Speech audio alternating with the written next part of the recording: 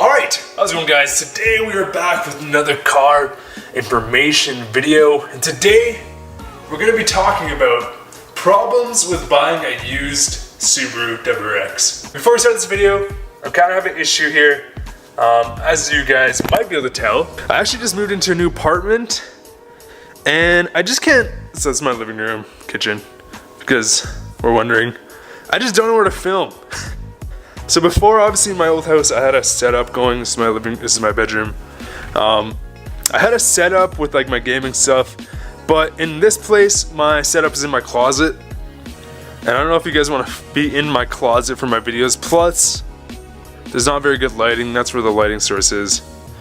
So yeah, I just don't know what to do, to be honest. I just had you guys in that cupboard right there. That's why it was really bad lighting. Alright, so hopefully this is good. I'll have to find, a better place, maybe get like a bigger tripod or something for the filming. But anyways, guys, today we're going to be talking about problems with buying a used Subaru WRX. These problems are pretty general. They can apply to basically any generation. I'd say more specifically like the 2003 to the 2006 or 2007. But anyways, let's get going. So the first issue and the biggest issue with buying a used Subaru WRX is just the Subaru reliability. So this is a topic, and obviously you can go watch my other videos on where I discuss like my opinion on Subaru reliability. But this is an issue that I find really weird. In my other videos, I kind of state it as a Subaru can be super reliable and good to you as long as obviously you treat it well, you do your regular maintenance. But a Subaru can be really good to you, or they can be completely random and blow up all the time and have head gasket failures, rod knocks, transmission failures, the stereotypical 5-speed or glass 5-speed transmission, even though I don't think that's true. They can be really, really random and really unpredictable. You can have one car that you treat really well and it treats you back just as good. Whereas you can have another car that you also treat very well, premium maintenance, everything's done, and it'll just blow up on you. Now obviously your odds are better if you are treating your car better, but then that goes into number 2 on this list. A Subaru WRX, let's be honest, it's a driver's car. The people buying your car in the first place are most likely not a grandpa who takes their kids to school. They're driving people. This isn't like buying a Honda Civic where it can be owned by a 45-year-old mom named Karen. This is a car that's most likely driven by the youth for the majority of the sales that they have. I'd say anywhere between 20 and maybe 35 is like their main demographic. Obviously there's some outliers and people that are 50, and there is some grandpas that own Subarus. But for the most part, it is a male-owned car in the youth category, or the young adult category. So as you can expect, that they are definitely driven hard. They're driven harder than just say, Karen buying a Honda Civic. And what that can lead to is by the time you get the car, and maybe it was good for them, but by the time they sell it, maybe they're selling it for a reason, maybe they actually does have issues, but by the time you get it, that's when the issues might occur. Sorry, I just changed the ISO. It's kind of bothering me, not gonna lie, because I'm like a ghost on camera. And so for number 3, this is kind of relates to other parts, is honestly, I know people are like, you're just one of those Carfax guys, hey? Well, in my opinion, Carfax isn't the biggest deal. Obviously, it's a big deal. I don't know why you wouldn't check it if you're buying a car. You might as well, right? You might as well count yourself safe on those issues, because maybe your car was in a big car crash. Maybe something happened. Maybe it had 10 owners because everybody just wanted to sell it because it was a piece of junk.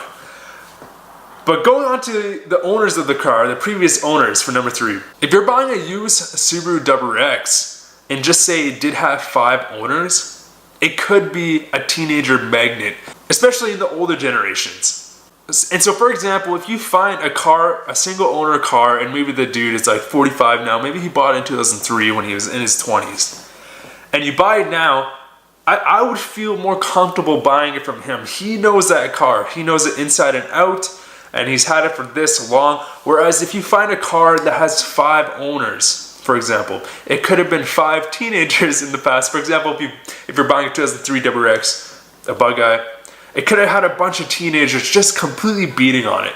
And so honestly, age, doesn't necessarily correlate to beating on the cars, but the odds are is if you're buying this car from a teenager, he drove it harder than, maybe a guy in his 30s or his 40s or his whatever going through a midlife crisis would drive it. And also teenagers tend to, I know this is kind of a stereotype, they might not take as good as care of it. That's not necessarily true. Because in my opinion, the WRX is a really, really good entry level car. Well, I don't know about entry. It's pretty pricey depending on your context, your situation. And so it's a really good car when you're getting into the car game, when you're getting into the lifestyle of getting into cars, working on your own cars, which is a really growing topic in our world right now, and it's really awesome, and I really love that. But when you look at the WRX, in my opinion, it is one of the best valued sports cars. In my opinion, it is one of the best valued sports cars in the segment for the price range. You have the all-wheel drive, you have the fun factor, you have this tunability factor, you have the turbo. There's so many things to this car that just attract teenagers, and I'm not saying that's a bad thing, but it's just the honest truth. It does. This car does attract a teenager, like me. I'm not a teenager anymore.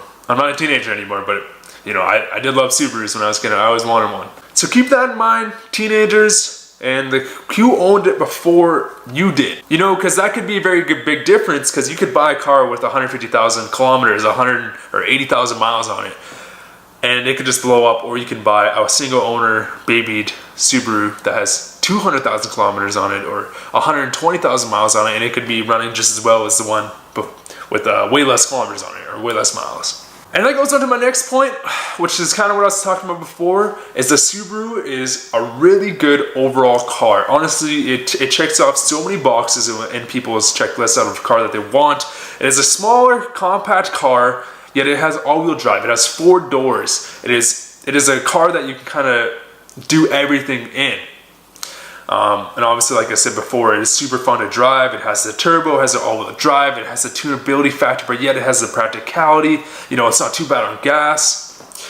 And so what that did in the market, combined with Subaru's, limited production in Canada at first, is they are very pricey compared to the competition. When you look at cars that came out in the same generation, maybe a Civic Si, RSX, maybe a Dodge Neon SRT4. Those cars have devalued so much more than any WRX that you will find. WRXs, and see, this kind of is a pro and a con, because a WRX, although you buy it expensive, you can most likely, you're not going to lose much money or anything, depending on how long you own that car. So that's a really good pro. For example, when I purchased my WRX and my engine blew up, of course I got my WRX on a deal. I wasn't expecting that. Because of that deal, I wasn't expecting my car to blow up.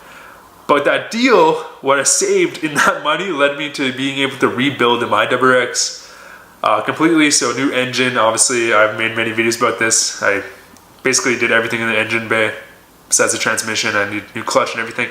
Including all those costs, and obviously I did it myself. All those costs, I ended up selling my WRX, my blah blah that I used to have, for I think break even or a little bit more than I paid for the car plus all the expenses. And so because of all these things, because of the car, they are very pricey compared to the competition. So for example, I'll give you a 2003 blah by. You're looking at, for an average one that's kind of clean, you're looking at about, for at least where I live, you're looking at around $8,000. Whereas if you have a 2003 Honda Civic Si, you're looking at about, 2-3 grand max. And that goes on to and that goes on further, obviously. So a 2009 WRX versus a 2009 Civic.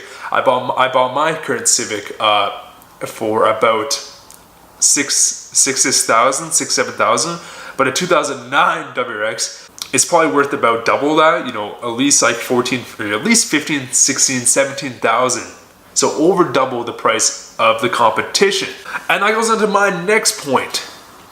You can be, depending on where you live, so this might depend on where you live. I live in a pretty good market surrounded by lots of cities. I live in more of a rural city. beside lots of other cities where I live in Canada. And the WRX can just be very, very difficult to find, you know, a clean example. A clean example WRX can be, depending on who you are and where you live, can be literally impossible. People can search for years trying to find that perfect WRX, and it might not just happen.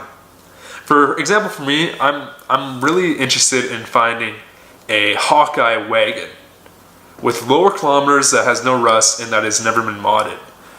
So that's obviously a pretty steep checklist. And for me to find that, it would be very difficult.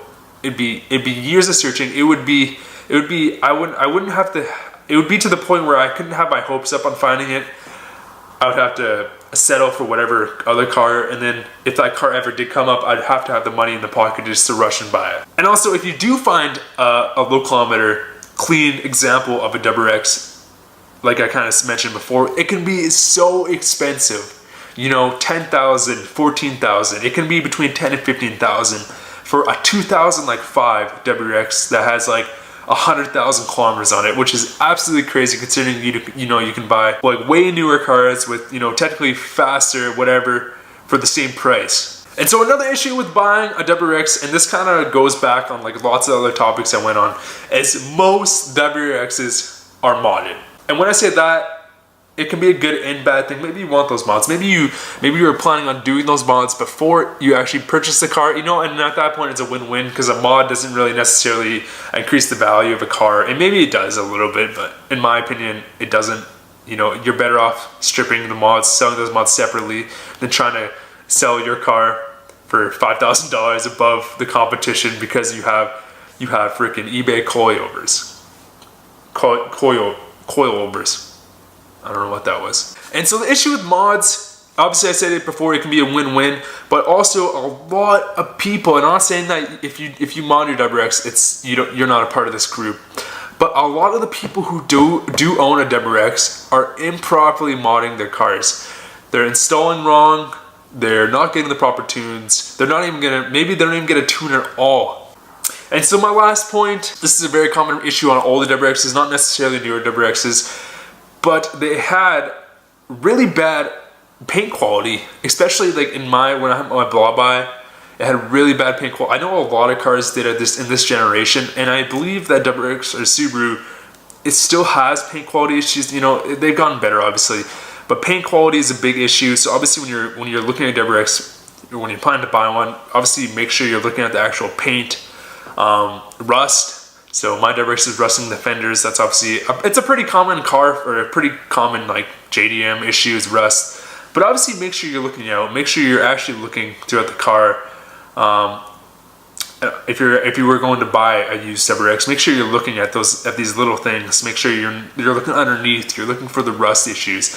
And that's a pretty general trait for any car. Anyways guys, I appreciate the support. Thanks for watching. Catch you guys next time. I have dry lips. Should probably put some chapstick on.